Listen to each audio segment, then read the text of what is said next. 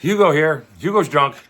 I just wanted to touch on the distributor install of a small block Chevy 350 V8 305 327 307, basically V8 first gen block. A lot of people will have issues, not a lot of people, but some people will have issues like I did when I was younger. And the problem was that when I changed the cam, sometimes it just didn't line up exactly like the other one did. I tried to make everything exact so I wouldn't have any issues of putting things back together. It's not that big of a deal. Put your new cam in, the dots lined up, get everything what you need. When you go to put the distributor in, if it doesn't go exactly where it was when it came out, it's not a big deal. On the bottom of the distributor is that line. If you were to look down inside the hole where you just took the distributor from, there is a rod sticking straight up with a groove in it, like a screwdriver. Take that groove, stick a long screwdriver down there, something you're not going to drop in there. Listen, if you drop something down in there, it's not going to ruin your day. Well, it could ruin your day. It's going to be really hard to get it out. You will get it out, but it's a pain. Anyway, take a long screwdriver, turn that slot so that slot faces towards number one or in the general area. So that when you do that, it's facing sort of like that. And then when you drop it in, your chances of getting it on the rotor to point towards number one are more likely. As long as you're within the general area of number one, and that's what you want, it'll work. The distributor doesn't know the difference of how far off or on location of the number one cylinder it is. As long as your plug wires are enough to be able to turn the base of the distributor to get your timing, that's all that matters. Number one could be facing the firewall. Number one could be facing the fender. It doesn't really matter where number one is really facing. So even if you don't want to turn that rod at the bottom and it was facing, say, that way at number one, and then you put it back in and it's facing that way, it really doesn't matter as long as you take that plug wire from here and you put it here and then you follow it around. So the distributor really doesn't know the difference. But what I'm saying is if you want it towards number one, turn the rod, stick a screwdriver down there. You'll see the slot. It's an oil pump. It goes to the oil pump. It won't come out. It shouldn't come out. And turn that slot so the slot is facing towards number one. And then drop your distributor in. Now remember, the gears are angle cut. So as you put the distributor in, it's going to turn a little bit. So try and make up the difference of, say, a little bit before number one, put the slot. So as you drop the distributor in, when it turns, it will turn it towards number one. Wherever as long as this base right here is on the intake, you know you're all the way in.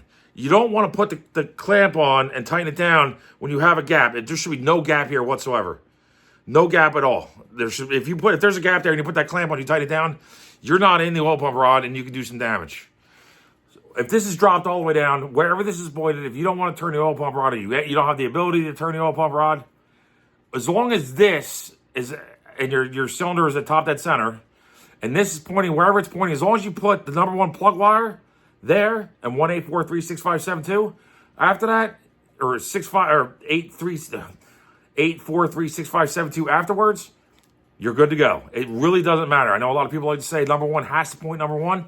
The distributor doesn't know the difference. All it does is create power and throw a spark at each slug on the cat when it's supposed to.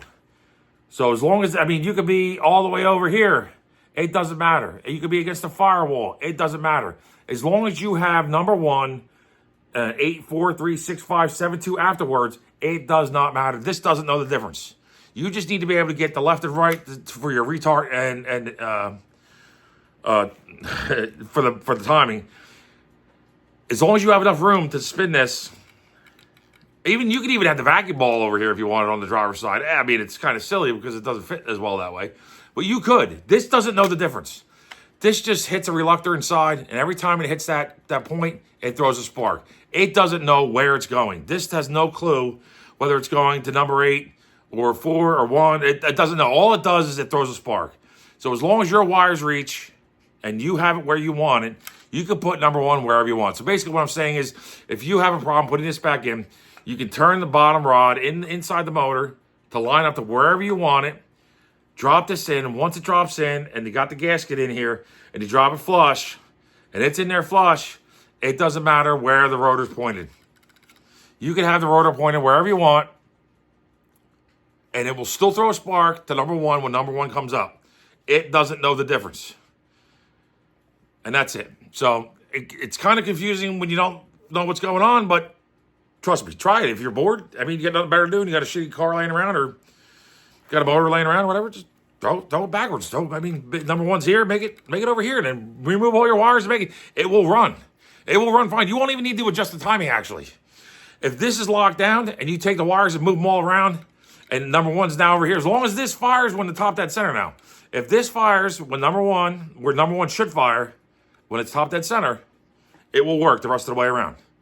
Now, if you just took it and spun it and put it back in without moving, you know what I mean? You have to have top dead center on the piston, and this, wherever this is pointed on the cap, on the top, on the top or inside, when this is, wherever this is pointed, this would be number one, 8, 4, 3, 6, 5, 7, 2. And if it stopped here, 8, 4, 3, 6, 5, 7, 2. It doesn't matter. This doesn't know the difference. It's just for easeability for other people to use, other mechanics to get into it.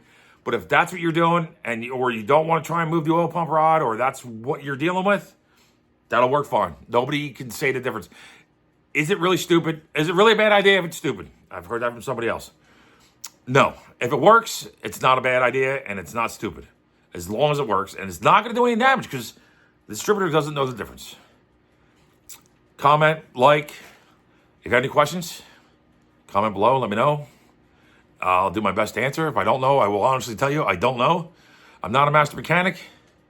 I'm just somebody who's dealt with a lot of junk. Thanks for watching. I hope I answered your questions. Good night.